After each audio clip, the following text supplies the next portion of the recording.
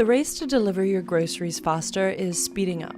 Demand for delivery services boomed during the pandemic, and startups in the US and Europe are now promising to deliver items in as little as 10 minutes. So instead of you walking to the grocery and all that, we're the ones that do that for you. So how can they do so quickly, something that often takes hours or even days? They're operating out of hyper-localized dark stores or mini warehouses scattered around cities. I really think of it as a store that the customer just doesn't see, and what they see is the app. Gorillas is one of those startups that launched last year. It already has dark stores and a fleet of delivery workers in 40 European cities and in New York. Investment in ultra-fast grocery services leapt several-fold in the first 6 months of 2021. But super-fast delivery means high operational costs in a sector that's already crowded with established players. And some analysts and experts are skeptical about whether they can make money. I don't see how it can be profitable. There is this big overarching question of, is this a sustainable business model? And with this level of competition, what does the future look like? We visited dark stores in London to see how these startups are pushing to deliver groceries in minutes and the long-term challenges their businesses face. While many delivery companies operate out of big warehouses or team up with supermarkets, dark stores are small and localized, occupying between 2,000 and 5,000 square feet to carry fewer products. To use the service, a customer places an order through the app on their phone.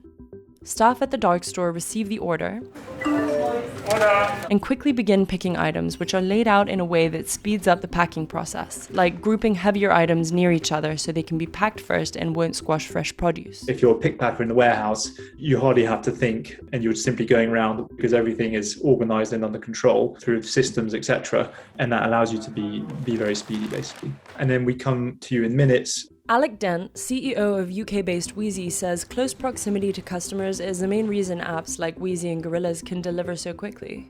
Most dark stores are usually within a 1 to 2 mile radius from households they deliver to.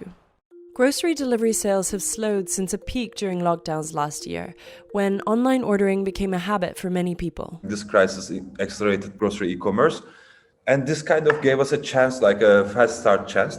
And Gorillas says it still sees high demand for deliveries even as economies reopen. Last year was just a crazy time, I think, so it's difficult to say that this year is the same, but from a consumer's preference and choice point of view, they still order as frequently as they did before. Gorillas has amassed about 860,000 downloads worldwide on Google Play since its launch in May last year. It's another way of reducing traffic in stores. With time, I'm sure it might be the only thing happening later on. COVID has shown a light into traffic patterns and how people move and where they go for groceries and what people expect in terms of convenience. And a lot of these consumer behaviors aren't going away.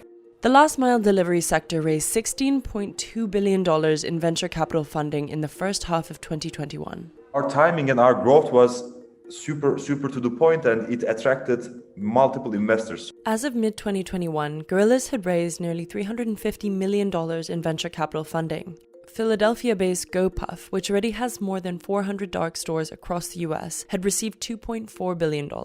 But retail industry experts like Phil Lempert caution that the initial influx of investment isn't always a sure sign of long-term success. Venture capital firms want to invest in food. They love food.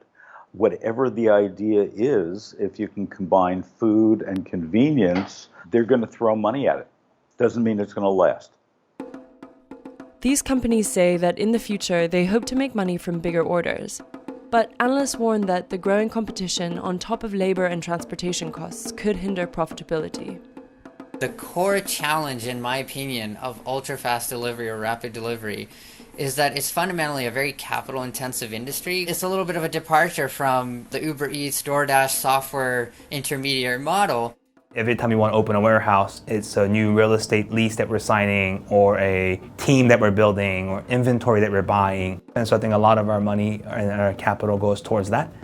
Companies like DoorDash in the US and Deliveroo in the UK, already known for their restaurant delivery services, have also partnered with large supermarket chains to bring customers grocery items in minutes.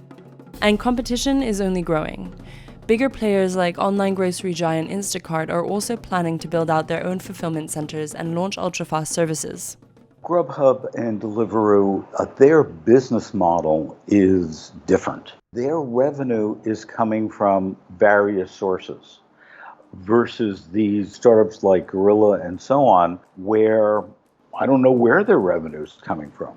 The key question for me is, can these companies maintain their sort of pricing power as they face increasingly robust competition from others? You need to build a sustainable business model that's curated for local markets that can stand on its own once the VC money dries out.